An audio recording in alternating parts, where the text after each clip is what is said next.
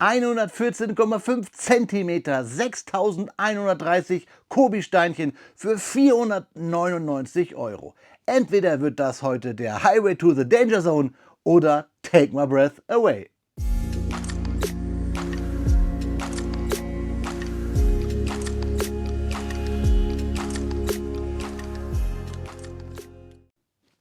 Willkommen in der Noppenklötzchenscheune.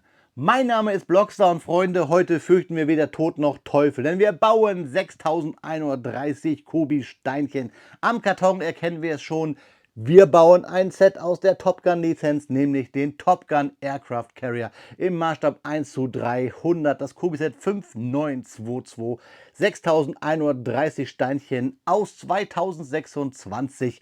Ich habe dieses Set schon auf der Spielwarenmesse in Nürnberg als Prototyp gesehen und war hin und weg. Ich bin Kind der 80er, ich liebe diese Filmreihe und ich bin fasziniert von Schiffen. Fasziniert bin ich nicht vom Preis, und damit ich mir hier dieses Set leisten konnte, habe ich etwas Einmaliges gemacht. Ich habe sogar andere Kobi-Sets verkauft, damit ich mir hier diese 499 Euro nehmen konnte und dann wieder Richtung Polen schicken konnte, damit wir hier ein schönes Review machen. Deswegen will ich gar nicht lange quatschen, Freunde. Wir bauen jetzt die Kamera um und schauen uns den Karton und den Inhalt auf meinem Bautisch genauer an.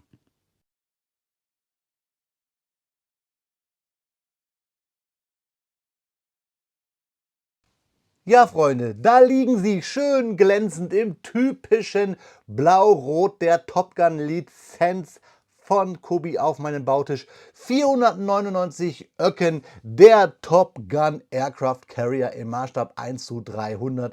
Natürlich aus der Top Gun Lizenz. Altersempfehlung 14 plus, das kriege ich gerade so hin. Unsere, sind wir mal ehrlich, es ist die USS Enterprise CVN 65. Das Schiff, was für die Außenaufnahmen und für den Überflug die Kulisse war für den ersten Top Gun-Film von 1986. Es waren ja eigentlich 3 Träger, die den Top Gun-Film quasi dargestellt haben. Also Außen- und Überflug war schon die USS Enterprise. Die Carl Vinson war für die Fahrstühle. Fahrstühle ist bei diesem Set auch ein Thema. Wir haben nämlich 4 Stück, die wir manuell bedienen können. Und dann gab es noch den Innenbereich und im Hafen, das war die USS Ranger. Also eigentlich waren es für den Film 3 Träger, aber die Außenaufnahmen, die ikonischen, das war die USS Enterprise. Kobi hat sich aber von der Navy da keine Lizenz besorgt, sondern hat es einfach gemacht, nimmt einfach die Lizenz von Top Gun und baut einen Top Gun Aircraft Carrier. Ich wette, den einen oder anderen da draußen, der customized sich das bestimmt noch zur USS Enterprise. Hier würde mich sonst zum Beispiel auch der Schriftzug stehen und auch die 65 wäre an der Außenseite hier unserer Insel. Wir schauen uns mal die Rückseite an, Freunde, beziehungsweise auch von oben kann ich es euch zeigen. Es ist nicht wirklich viel Spektakuläres zu sehen. Die Seiten hier zum Beispiel, die haben auch nur einen Aufdruck der Enterprise. Wichtig ist aber die Rückseite, denn wir wollen ja wirklich wissen, was verbirgt sich hier so alles an Featurei, an Spielerei in diesem großen Kobi-Set. Und ja, ich habe es vorhin schon gesagt, wir haben ein großes Set. Ihr braucht Platz, nämlich 114,5 cm wird das ganze Biest lang. Es wird 38 cm breit und 31 cm hoch. Die 6130 Steinchen brauchen Platz. Wir haben ein abnehmbares Lande- und Startdeck, damit wir reinschauen können. Wir haben 4 Tomcats und wir haben 4 Fahrstühle, die wir manuell bedienen können. Ich freue mich da richtig drauf. Ja, ich kann euch noch die Unterseite zeigen. Da sehen wir aber nur das typische Gedöns. Auf dem Karton von Kobi, also in der Umverpackung, stand drauf 10 bis 15 Kilo. Deswegen werde ich jetzt nicht wie sonst üblich diesen Karton einmal hochschmeißen, sondern wir machen einen kleinen Cut und dann schauen wir uns den Inhalt dieses Kartons so richtig an, Freunde.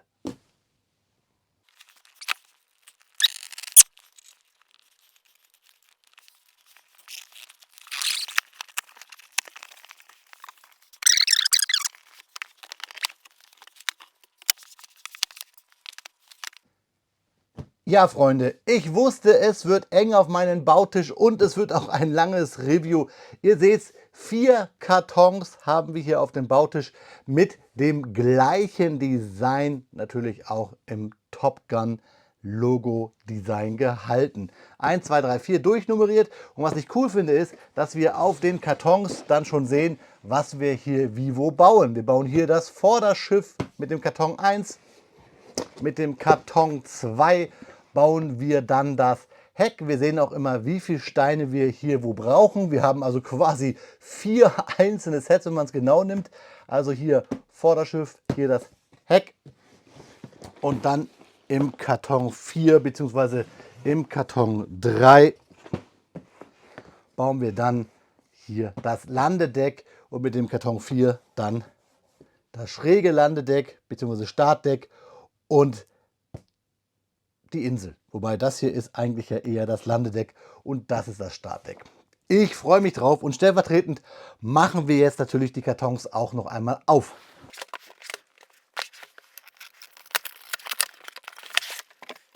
Im Karton 1 haben wir eine richtig vollgepackte Bauabschlusstüte 1, eine kleine Bauabschlusstüte 2 und eine medium gefüllte Bauabschlusstüte 3, einen Kobi-Teile-Trenner, die besten Teiltrenner der Welt und eine 8 x 2, 4, 6, 8, 10, 12, 14, 16er Platte, wahrscheinlich für den Untergrund und die Anleitung, die etwas größer daherkommt als DIN A4, Klammer hält es zusammen, bzw. Klammern halten die Anleitung zusammen. Wir haben, boah Freunde, richtig coole Infos und Features zu Top Gun. Welcome aboard steht drauf, das gefällt mir richtig gut.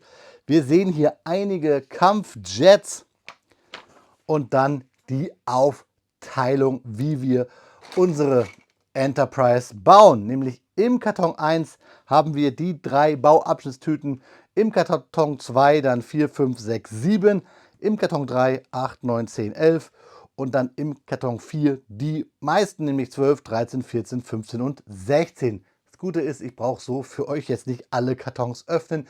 Tue ich im Speedbuild-Teil, wenn wir das Schiff zusammenbauen.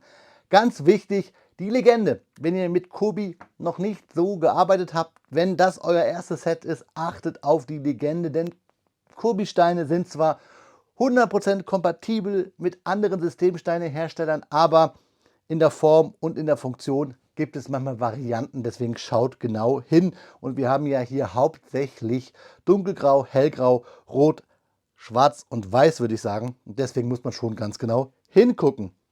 Der aktuelle Baustep ist immer bei Kobi der farbliche. Das heißt, dass mindestens ab Baustep 2 der vorige Baustep ausgegraut ist. Und dann arbeiten wir uns von Baustep zu Baustep, von Tüte zu Tüte, von Karton zu Karton, bis wir dann fertig sind. Die kleinen Kästchen hier zeigen uns manchmal genau, was wir wie wo zu klemmen haben. Eigentlich zeigen uns Pfeile den Weg und wir sehen in diesen Kästchen mit den abgerundeten Ecken, welche Steine wir brauchen. Und ganz oft gibt es auch Anlegehilfen, dass wir sehen, ja, wie lang ist hier ein Stein überhaupt, damit wir gar nicht zählen brauchen. Ich schaue mal gerade kurz durch, ob ich so schnell einen finde. Aber glaubt mir, das sind so die Hürden oder da haben wir so eine Anlegehilfe bei so einer 1x2er Fliese. Das muss man wissen, wenn man mit Kobi klemmt. Ja, und wie gesagt, ich denke, es werden einige Stunden. Fertig sind wir dann. Ich gehe nochmal zurück, dann sehen wir es ja. Wenn wir aus Karton 4 die letzte Tüte 16 geklemmt haben und dann unsere Enterprise bzw. den Top Gun Aircraft Carrier hier fertig geklemmt haben. Ich wünsche euch auf jeden Fall jetzt ganz viel Spaß bei den Fakten und mir mit Verlaub ganz viel Spaß beim Klemmen, liebe Freunde.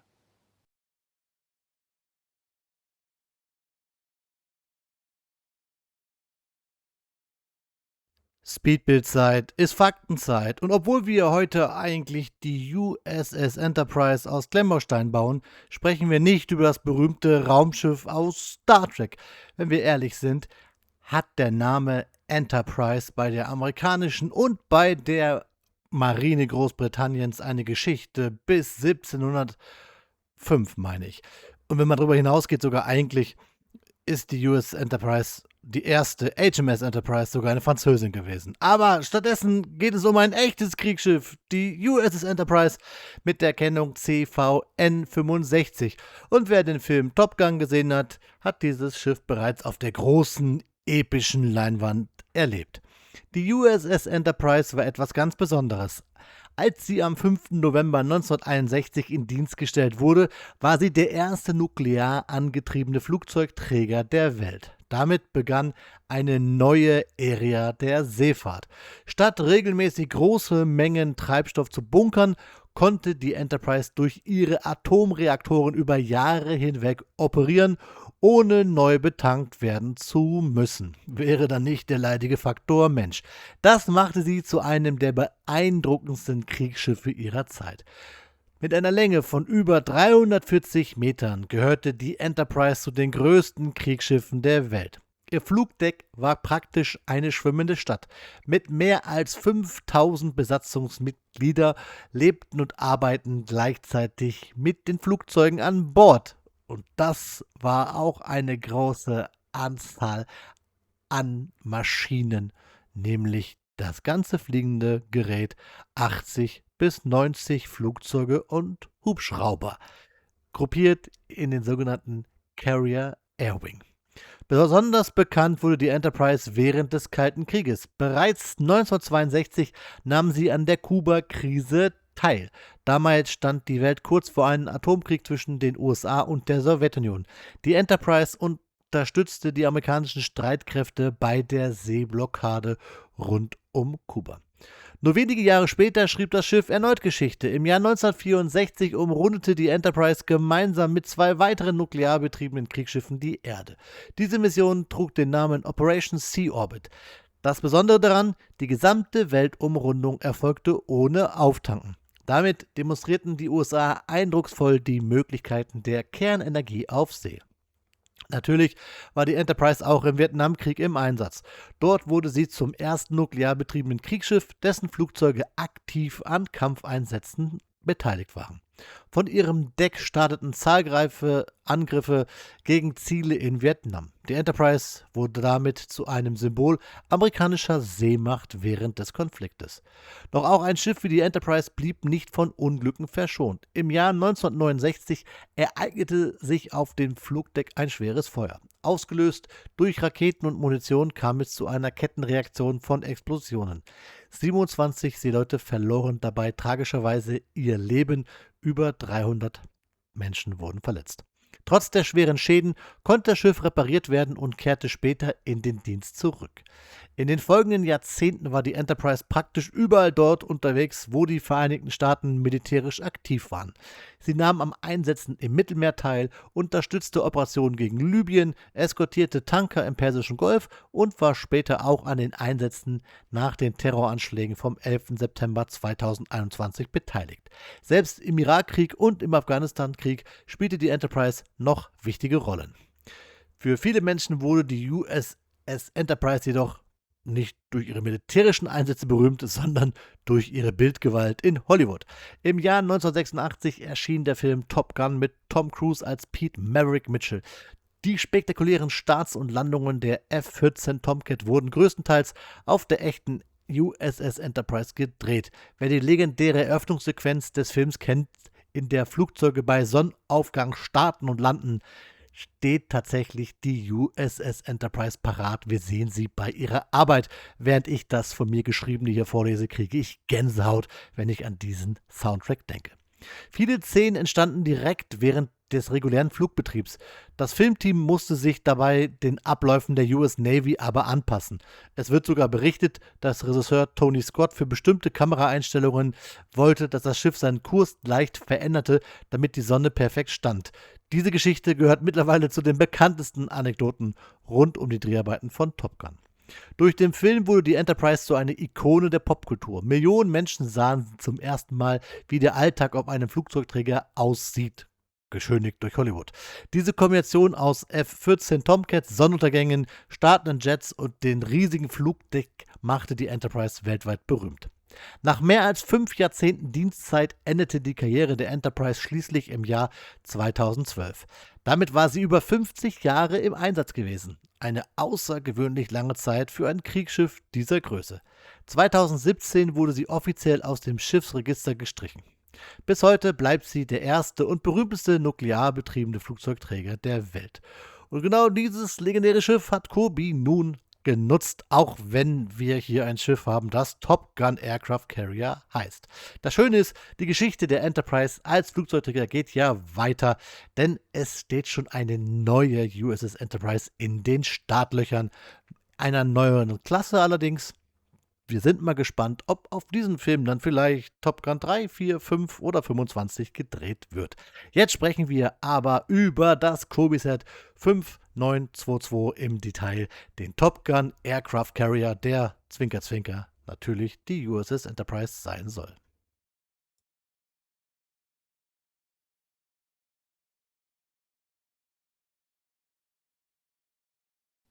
Nach 18 Stunden und 18 Minuten Bauzeit stehen diese 1,14 Meter Klemmbaustein gewordene Flugzeugträger-Träumlichkeit auf meinen Bautisch. Das Set 5922 aus der Top Gun Lizenz bei Kobi und deswegen heißt das Set ja auch Top Gun Aircraft Carrier. So ist richtig. Auf der Spielwarenmesse in Nürnberg, als ich dieses Ding als Prototyp gesehen habe, übrigens wirklich als Prototyp, denn ganz viele Teile der Aufbauten fehlten. Ups, da fallen mir auch schon welche ab. Da muss man echt aufpassen, Freunde, denn die sind wirklich hier kleinteilig am Rand. Ihr braucht Platz, Freunde. 38 cm auch in der Breite. Das heißt, diese massive Geschichte hier könnt ihr nicht mehr eben gerade in euer Billigregal packen. Alleine wegen der Breite nicht und vor allen Dingen nicht wegen der Länge. Vielleicht obendrauf und dann staubt es zu. Da müsst ihr aufpassen, dass es euch nicht auf den Kopf fällt. Massiv. Das Größte, was ich von Kobi bis jetzt gebaut habe. Ich habe noch ein paar große Panzer von Kobi hier, die ja auch preislich ähnlich sind, aber nichts, was 114 cm lang ist. Circa 31 cm, glaube ich, hoch bei der Brücke gesehen und dann 38 breit. In Nürnberg waren viele Aufbauten noch nicht dran.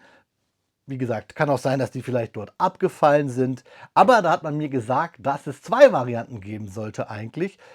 Einmal eine Executive Edition und eine normale Version. Und ich gehe jetzt mal davon aus, weil ein selbsternannter Held hat gesagt, dass er von Kobi gehört hat, dass es diese Version geben wird und eine Version der Armed Forces Serie. Das heißt, ich glaube, hier hat man eine gebrandete mit Top Gun Lizenz, mit bedruckten Top Gun Flugzeugen, den großen massiven Stand für roundabout 500 Euro und dann wahrscheinlich eine Armed Forces Version, die kommen wird mit vielleicht anders bedruckten Flugzeugen, vielleicht sogar mit weniger Flugzeugen, aber Freunde, das kann ich euch schon mal spoilern für diesen Teil des Reviews. Das geht eigentlich kaum gar nicht. Und wahrscheinlich mit anderen Stand und nicht mit der Top Gun Lizenz und dann wahrscheinlich für günstiger. Wer also kein Fan von Top Gun ist, der sollte vielleicht warten, was es da von Kobi noch gibt. Andere Mütter haben auch andere schöne Töchter. Es gibt ja auch Flugzeugträger von anderen Klemmbaustein-Herstellern mittlerweile auf den Markt. Ich bin Kobi-Fan, ich bin Kobi-Sammler und natürlich Kind der 80er und Fan von Maverick und Goose und Co. Ich spüre die Gier nach Geschwindigkeit in mir. Klemmbaustein-Geschwindigkeit bei 18 Stunden, naja, wie gesagt, 6100 Paar zerquetschte Teile haben wir hier in diesem Set für 500 Euro. Das macht roundabout so 8 Cent pro Teil, pro Kobi-Teil. Das ist gar nicht so schlecht, wenn man sich mit Kobi-Stein so auskennt und wenn man Kobi-Sets klemmt. Generell für 500 Euro kriege ich 4,5 Panzer im Maßstab 1:28 Limited Edition. Und ob ich da so glücklich bin, wie als wenn ich mir so einen massiven Brecher des Unnützes, weil er nimmt dann viel Platz weg, irgendwo sonst hinstellen kann. Aber ich habe halt auch 18 plus minus Stunden Bauspaß. Und den habe ich wirklich von Anfang bis zum Ende. Wir fangen vorne an, bauen dann schnell auch das Heck. Wir können sofort erkennen, was wir bauen. Wir bauen auch sehr massiv. Wir haben große Steine, wie als Kind, die wir in der Hand haben. Wir bauen das Grundgerüst. Wir bauen dann viele Brackets schnell hoch und klatschen dann Paneele dran mit vielen Slopes. Das macht richtig Spaß. Und ihr seht ja, wie viele Slopes wir hier gebaut haben, wie viele Paneele wir hier dran geklatscht haben, wenn wir so diese Auswuchtungen angucken. Das macht richtig Spaß. Spaß hat nicht gemacht, dieses Weiß hier zu bauen. Das sind nämlich Rettungsinseln, die wir aus kleinen Bügelperlen darstellen. In den Bügelperlen stecken kleine Bars, also Stäbe. und die Bügelperlen, ja, umfassen die nicht ganz. Das macht keinen Spaß. Man braucht Fingerspitzengefühl. Das ist echt ätzend. Und ich bin froh, wenn ich ganz lange diese Bügelperlen nicht mehr sehen muss. Was auch nicht schön ist bei diesem Set, sind die mangelnden Flieger. Wir haben nur 4 Stück. Jetzt seht ihr hier bei mir auf meinem Deck 4 Stück. Das ist ja blöd. Oh, ich habe jetzt gerade den Stand zerbrochen. Der Stand ist auch nicht so ja, stabil, wie er aussieht. Er steht oder hängt zwar dran, aber ja, das Gewicht des Trägers alleine trägt diesen Stand, das kann man mal so sagen. Ich lasse es erstmal so, ich zeige euch nachher das sowieso, was hier drauf steht. Aber was ich sagen wollte ist, ich habe jetzt hier 3 Flugzeuge auf dem Flugdeck, die alle unterschiedlich bedruckt sind. Das ist auch cool. Hier diese F-14 zum Beispiel ist die von Maverick und von Goose. Ihr kennt die Szene aus dem Film, wenn sie über die Brücke oder an der Brücke am Turm vorbeifliegt, der Big E, und dann der Verantwortliche sich den Kaffee über den Latz kippt. Das ist hier wahrscheinlich die Position, denn in der Höhe, also so schnell startet oder landet keine F-14. Das ist nicht, ja, ist einfach nicht realistisch. Schön sind auch die tollen Drucke, bevor ich gleich eingehe auf das, was ich eigentlich wollte, weil wir haben überall so kleine tolle Drucke, auch auf Transclear-Teile, und ganz besonders cool finde ich dieses Teil hier. Das ist das Lichtleitsystem zum Starten, damit die Maschinen sehen können, ob sie im richtigen Anflugwinkel sind, beziehungsweise nicht die Maschinen, die sehen das ja nicht, sondern die Piloten, und daran können die abschätzen, welche Höhe die haben. Und das ist cool gelöst, das kann man gut sehen, wenn man mal so eine Doku auf N24 oder so gesehen hat. Wir haben sehr, sehr viele, ja, Punkte, wo wir die Flugzeuge abstellen können. 1, 2, 3, 4, 5, 6, 7, 8, 9, 10 alleine auf dieser Seite. Auf der anderen Seite geht es weiter. Und zu dem, was ich jetzt komme, gibt es auch nochmal Abstellmöglichkeiten, denn wir können hier das Flugdeck hier abnehmen, das Schräge, was auch so Spaß macht zu bauen. Schaut mal, es ist immer so eine Brickhöhe hat das. Wir bauen das aus Plates, aus Steinen, sehr massiv. Richtig cool, so wie andere in ihren Städten mittlerweile Straßen bauen. Not-on-Top-Technik, glaube ich, so heißt das, also querliegend, wie bei Kobi-Panzern oft der Unterboden. Das macht Fun, und mit solchen, ja, Zapfen können wir es dann im Trägerchen verankern. Und wir können auch noch hier die Schräge rausnehmen, auch schön gebaut, dann mit Jumpers. Richtig cool. Aber jetzt kommt's. Im Träger selber haben wir halt noch eine Ebene, haben wir halt noch einen Hangar, wo wir auch Flugzeuge verstauen können, und auch die Fahrstühle führen genau in diesen Hangarbereich, wo wir auch noch mal, ja, 4 Noppen haben. Da habe ich, wie gesagt, einen Jet schon geparkt. Ja, aber wir haben nur 4, und das ist halt so schade. Ich meine, Kobi macht es clever. Kobi hat diese Flugzeuge zum einzelnen Nachkaufen rausgebracht. Kobi hat auch bei dem Top Gun Logo 2 Flugzeuge mit beigepackt, wobei eins die MiG-29 ist. Aber hier ist noch Platz. Und so einen kleinen Hubschrauber hätte ich cool gefunden. Oder so ein Elocar, elektronische Kampfführungsflugzeug, so eine A6, glaube ich, heißen die und so. Sowas hätte ich gerne dabei gehabt. Wenigstens eins. Oder so ein Fahrzeug, so ganz klein gemacht mit den Bügelperlen als Reifen oder sowas. So ein Schlepper oder so ein Kran. Das ist ja alles auf so einem Flugdeck gewesen. Das hat fehlt. So wirkt es halt sehr nackig. Und wenn es, Kobi, vielleicht nur ein Seil als Fangnetz, das habt ihr alles. Oder wenn man hier auf dem Flugdeck vielleicht mit einem Jumper oder wie auch immer hoch so eine Rückstrahlwand für die startenden Flugzeuge gebaut hätte. All das ist ja bautechnisch möglich, ist aber leider nicht dabei. Und bei 500 Euro, weiß ich nicht, ob das jetzt so viel wehgetan hätte, Kobi, wenn ihr das noch mit eingebaut hättet. Das finde ich schade. Das finde ich schade. Die Steinequalität ist natürlich wieder über allen Zweifel erhaben. Wir haben hier Kobi, und Kobi ist für mich natürlich mit Lego der absolute Goldstandard. Da kommt lange nichts dran. Natürlich, gut, können wir es doch GoBricks in dem Atemzug nennen. So, zack, hier können wir es einbauen. So, das passt auch ganz gut, das hält. Was aber nicht so schön ist, neben den ja, sehr cleanen, fast sterilen Deck, sind die Spaltmaße. Wir haben hier sehr viele Spaltmaße auf dem Flugdeck, gerade bei den Fahrstühlen. Das ist echt schade. Das ist manchmal bautechnisch gelöst. Hier vorne denkt man, oder hinten ist es vielleicht vielmehr, dass Steine fehlen. Nein, ist aber nicht so. Es ist so gewollt, ist so gebaut, und das zieht sich so ein bisschen über das ganze Flugdeck hinweg. Ebenso haben wir die Aneckpunkte, wo die Verkleidung der Trägeraußenwand rangeht, Ziehklemms gelöst teilweise hier, da haben wir auch so große Kanten, da wirkt es so, als wäre dieses Set nicht fertig. Das ist etwas schade. Highlight dann wiederum die komplett bedruckte, bespielt nicht, aber verspielt wirkende Brücke, die Insel, der Turm. Überall Drucke für die Fenster, für die Radaranlage, kleine Antennen und so weiter.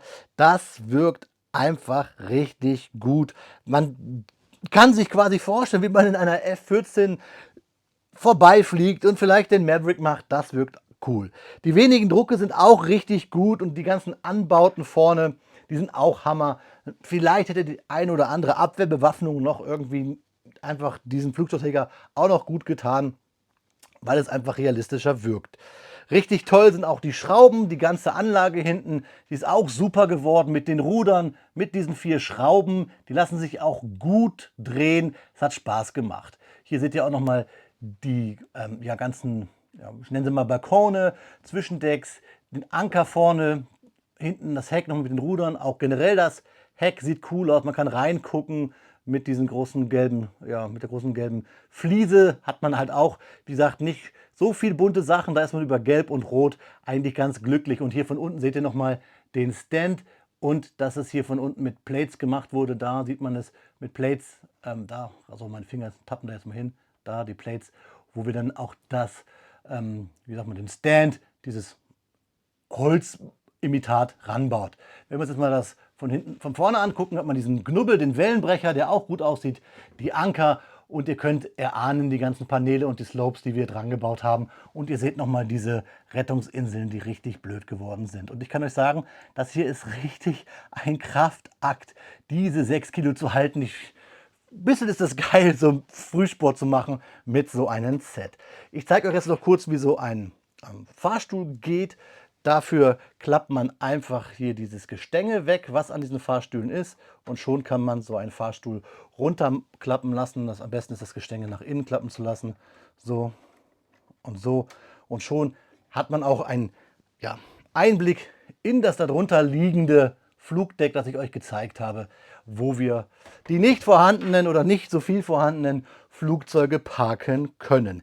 Es gibt hier bautechnisch bis auf diese Lücken nicht viel auszusetzen, weil es Spaß gemacht hat. Für die Leute, die schon mal Kobi-Schiffe gebaut haben, die kennen den Spaß. Er potenziert sich einfach nur aufgrund der vielen, vielen Steine. Es ist bedruckt, was bedruckt sein kann. Natürlich fehlt das CV65 und der Name. Habe ich euch gesagt, warum? Weil wir hier eine Top Gun Lizenz haben und keine Enterprise Lizenz. Bei der Navy, die wäre wahrscheinlich etwas teurer gewesen. Ja, ich bin hin und weg. Ich bin froh, ich bin auch stolz auf mich, diese 18 Stunden hier weggeklemmt zu haben, weil was soll denn jetzt noch kommen? Also, da kann kommen, was will. Ich sag mal, Kobi, hau raus, bau eine ganze Trägergruppe mit U-Boot, mit Zerstörern. Ich bin gewappnet. Ich schreibe mir jetzt auf die Fahne, ich habe den Aircraft Carrier Top Gun von Kobi überlebt. Kann doch kommen, was will. 18 Stunden reise ich auf einer Popobacke weg. Ja, ich habe, glaube ich, alles gesagt, was man sagen kann. Ihr bekommt jetzt nochmal Detailbilder, wo ihr alles nochmal sehen könnt, was ich euch gerade so gezeigt habe, nochmal en Detail. Und dann schauen wir uns zum Abschluss in die Augen, liebe Freunde.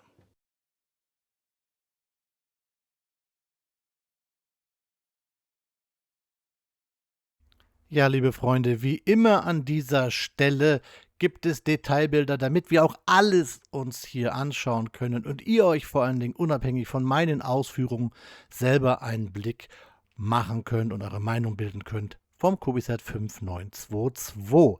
Ich möchte noch ein paar Fakten hinterher schmeißen, denn natürlich wurde in Top Gun nicht nur die Enterprise benutzt, sondern auch die USS Ranger, sogar die eigentlich mehr für die Außenaufnahmen. Im Film Maverick von 2022 haben wir allerdings noch die USS Abraham Lincoln und die USS Theodore Roosevelt. Also es ist nicht nur die Enterprise, hier die CVN 65. Trotzdem gehen wir davon aus, dass es auch der berühmteste Flugzeugträger ist, den wir so kennen.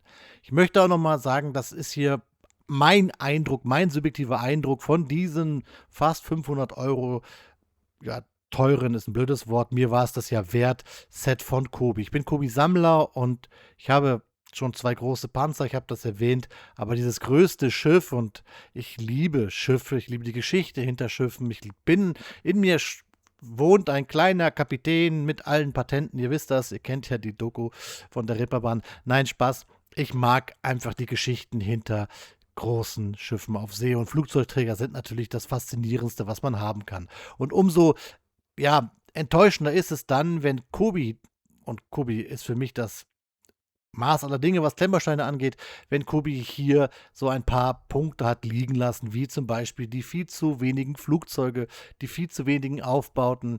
Kobi hat es hier einfach zu steril gelassen.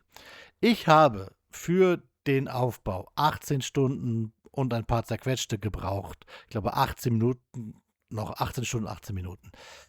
Fast 1 Terabyte an Videoaufnahmen. Ich filme ja alles immer in 4K, musste allerdings ein bisschen skalieren für diesen Speedbuild. Damit das aber nicht umsonst war und falls vielleicht der ein oder andere sehen will, wie man dieses Schiff baut, werde ich den Speedbuild bzw. diesen 18-Stunden-Bild auch auf YouTube hochladen. Vielleicht ist das was für euch, ist ein kleines Experiment. Ich werde das unter diesem Video verlinken. Wahrscheinlich, wenn dieses Video online gegangen ist, frisch, werden diese Videos noch nicht zur Verfügung stehen, weil 18 Stunden hochladen dauert wahrscheinlich.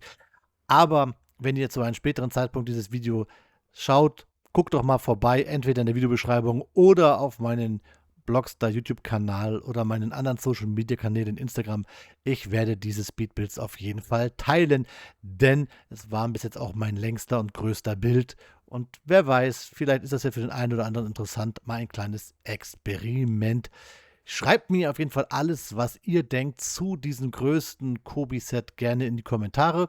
Und die Kritik ist jetzt keine Kritik an Kobi, sondern eher eine Aufforderung: Hey Kobi, mach's doch beim nächsten Mal besser. Oder vielleicht gibt es ja noch Zusatzflugzeuge in 1:300. Wer weiß, wer weiß. Also keine Kritik, kein Rundumschlag, sondern vielleicht nur eine Empfehlung. Hey Kobi, vielleicht könnt ihr es beim nächsten Mal besser machen. Wenn ihr meint, was man besser machen könnte, lasst es mich gerne wissen, denn ich kann euch ja per Sprachnachricht auf die Kommentare antworten. Ein cooles Feature von YouTube, Freunde. Sprechen wir kurz über den Sponsor des heutigen Videos, und halt nicht abschalten, denn eigentlich meine ich dich. Vielen lieben Dank, liebe Kanalmitglieder, für eure monetäre Unterstützung und vor allen Dingen das Kicken des Algorithmus. Daher auch noch Danke an alle anderen Kommentatoren, an alle, die diese Videos schauen, an alle, die mir Feedback geben, egal auf welchen Social-Media-Kanälen oder im echten Gespräch, an alle, die einen Daumen hoch lassen, an jeden, der meine Videos teilt. Und natürlich auch vor allen Dingen an euch generell in der Community auf Discord, in den Telegram- oder WhatsApp-Gruppen.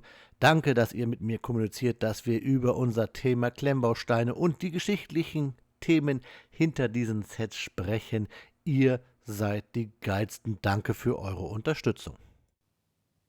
Ja, Freunde, da ist das Video schneller zu Ende, als dass dieser Gag sich überholt hat bei über 18 Stunden reiner Bauzeit für das Kobi-Set 5922, den Top Gun Aircraft Carrier. Ein Traum in Grau, für mich aber ein Albtraum in Weißgrau. Ich habe es euch gerade im Review gesagt, diese Bügelperlen hier, die werde ich eine ganze lange Zeit nicht mehr sehen können. Ja, am Ende eines Videos gehört ein ordentliches Fazit dazu. Ich fasse nochmal zusammen, was ich vorhin alles ja beim eigentlichen Review gesagt habe. 499 € ist natürlich ein stolzer Preis für so wenig los auf diesen Flugzeugträger. Ich meine, wir haben 4 Flugzeuge und Platz für viel, viel mehr.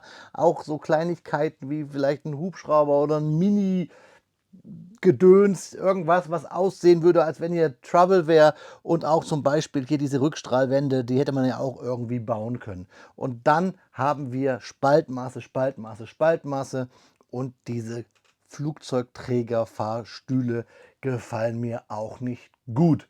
Trotzdem sind es über 6100 Steine. Es ist Kobis größtes Set.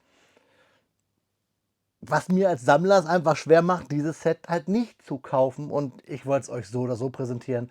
Und es waren ja, und das ist ein riesengroßes, toller Pluspunkt, ein riesengroßer, wichtiger Punkt in diesem Fazit, es waren ja wirklich 18 Stunden Bauspaß, bis auf diese Bügelperlen. Sonst hat es ja wirklich Spaß gemacht, Spaß gemacht, Spaß gemacht. Also wenn ihr lange, lange Zeit, ja, Bauspaß haben wollt, dann ist dieses Set natürlich das Richtige für euch. Es fängt vorne an, also beziehungsweise man fängt vorne gleich mit an, man fängt hinten gleich mit an, man entdeckt sofort, was es werden soll. Es macht also Spaß von der ersten Minute bis fast zur letzten. Wie gesagt, lassen wir das mal außen vor.